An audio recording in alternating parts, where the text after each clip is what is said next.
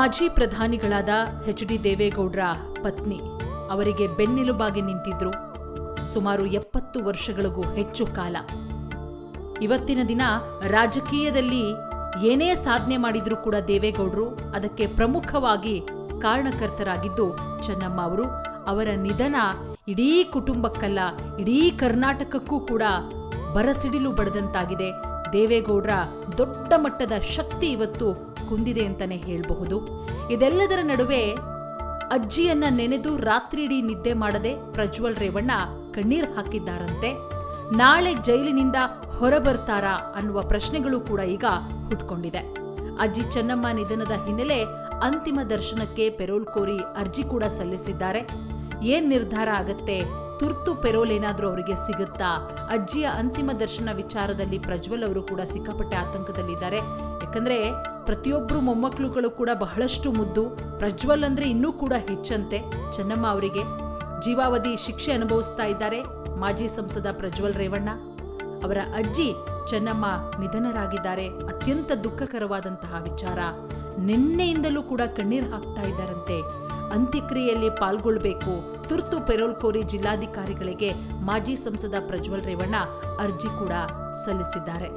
ಜೈಲಲ್ಲಿ ಪ್ರಜ್ವಲ್ ಕಣ್ಣೀರ್ ಹಾಕ್ತಾ ಇದ್ದಾರೆ. ಅಜ್ಜಿ ಚೆನ್ನಮ್ಮ ಅವರ ನಿಧನದ ಹಿನ್ನೆಲೆ ಪರಪ್ಪನ ಅಗ್ರಹಾರ ಜೈಲಿನಲ್ಲಿದ್ದಾರೆ. ಅವರ ಮೊಮ್ಮಗ ಪ್ರಜ್ವಲ್ ರೇವಣ್ಣ ಕಣ್ಣೀರ್ ಹಾಕ್ತಿದ್ದಾರೆ.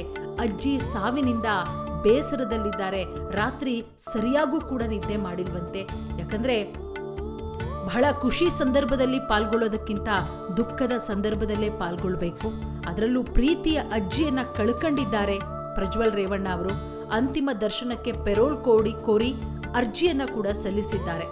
ಜೀವಿತಾವಧಿ ಶಿಕ್ಷೆಗೆ ಗುರಿಯಾಗಿದ್ದಾರೆ. ಅತ್ಯಾಚಾರ ಪ್ರಕರಣದಲ್ಲಿ ಪ್ರಜ್ವಲ್ ರೇವಣ್ಣ ಪರಪ್ಪನ ಅಗ್ರಹಾರ ಜೈಲಲ್ಲಿದ್ದಾರೆ. ಅಜ್ಜಿ ಚೆನ್ನಮ್ಮ ನಿಧನದ ಹಿನ್ನೆಲೆ ಅಂತಿಮ ದರ್ಶನಕ್ಕೆ ಪೆರೋಲ್ ಕೋರಿ ಅರ್ಜಿಯನ್ನ ಕೂಡ ಸಲ್ಲಿಸಿದ್ದಾರೆ.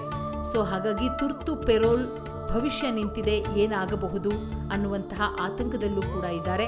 ಸೊ ಹಾಗಾಗಿ ತುರ್ತು ಸಂದರ್ಭಗಳಲ್ಲಿ ಪೆರೋಲ್ ನೀಡೋದಕ್ಕೆ ಕಾನೂನಿನಲ್ಲೂ ಕೂಡ ಅವಕಾಶ ಇದೆ. ಈ ಬಗ್ಗೆ ಪರಪ್ಪನ ಅಗ್ರಹಾರದ ಕೇಂದ್ರ ಕಾರಾಗೃಹದ ಮುಖ್ಯ ಅಧೀಕ್ಷಕರು ಅಂತಿಮ ನಿರ್ಧಾರವನ್ನ ಕೂಡ ತೆಗೆದುಕೊಳ್ತಾರೆ. ಇನ್ನೂ ಕೂಡ ನಿರ್ದಿಷ್ಟ ಸಮಯವನ್ನ ಕೇಳಿಲ್ಲ ಅಜ್ಜಿ ಚೆನ್ನಮ್ಮನವರ ಅಂತ್ಯಕ್ರಿಯೆಯಲ್ಲಿ ಪಾಲ್ಗೊಳ್ಳೋದಕ್ಕೆ. ಸೊ ಸೋಮವಾರ ಪೆರೋಲ್ ನೀಡುವಂತೆ ಪ್ರಜ್ವಲ್ ಪರ ವಕೀಲರು ಮನವಿ ಮಾಡಿದ್ದಾರೆ. ಆದರೆ ಇನ್ನೂ ಕೂಡ ನಿರ್ದಿಷ್ಟ ಸಮಯ ಕೇಳಿಲ್ಲ. ಏಕೆಂದರೆ ನಿನ್ನೆನೇ ಜನಪ್ರತಿನಿಧಿಗಳ ನ್ಯಾಯಾಲಯಕ್ಕೆ ಪೆರೋಲ್ ಕೋರಿ ಅರ್ಜಿ ಸಲ್ಲಿಕೆ ಮಾಡಿದ್ದಾರೆ. ಇವತ್ತು ಕೋರ್ಟ್ ರಜಾ ಇದೆ. ಸೊ ಹಾಗಾಗಿ ನಾಳೆ ಏನಾಗಬಹುದು ಕಾದು ನೋಡಬೇಕಾಗತ್ತೆ. ಇದೇ ಸಂದರ್ಭದಲ್ಲಿ ರೇವಣ್ಣ ಅವರು ನಿನ್ನೆಯಿಂದಲೂ ಕೂಡ ಬಹಳ ಬಿಕ್ಕಿ ಅಳ್ತಾ ಇದ್ದಾರೆ. ತಾಯಿ ಚೆನ್ನಮ್ಮ ಅವರನ್ನ ನೆನೆದು ನನ್ನ ತಾಯಿ ಉಳಿಯುವ ಆಸೆ ಇತ್ತು. ಆಕೆ ಮಹಾನ್ ದೈವ ಭಕ್ತೆಯಾಗಿದ್ರು. ನನ್ನ ತಾಯಿಯನ್ನ ಕಳ್ಕೊಂಡಿದ್ದೀನಿ. ನನಗೆ ದಿಕ್ಕೇ ತೋಚದಂತಾಗಿದೆ. ನಾನು ಏನು ಹೇಳಬೇಕು ಅಂತ ಗೊತ್ತಾಗ್ತಿಲ್ಲ ಅಂತ ಹೇಳಿ ಅಳುತ್ತಲೇ ಪ್ರತಿಕ್ರಿಯೆಯನ್ನ ಕೊಟ್ಟರು. ಒಟ್ಟಾರೆ ಈಗ ಆಲ್ರೆಡಿ ಸಾರ್ವಜನಿಕರ ದರ್ಶನಕ್ಕೂ ಕೂಡ ವ್ಯವಸ್ಥೆ ಮಾಡಲಾಗಿದೆ.